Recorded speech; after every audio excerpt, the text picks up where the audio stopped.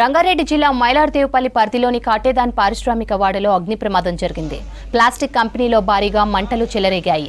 పోలీసులకు ఫైర్ సిబ్బందికి సమాచారం అందించారు స్థానికులు. ఘటనా స్థలానికి చేరుకున్న ఫైర్ సిబ్బంది మంటలను అదుపు చేసింది.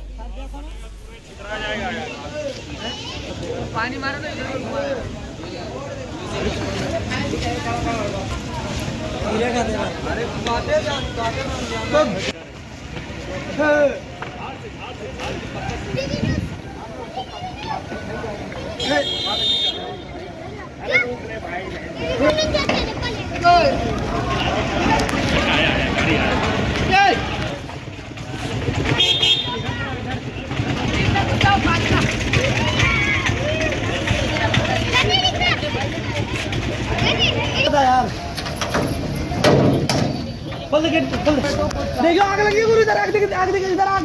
अरे उनको काई को जाए भाई जी उन आ जाओ सिलेंडर उठा पोते हमें तो देंगे जरूर नको जाओ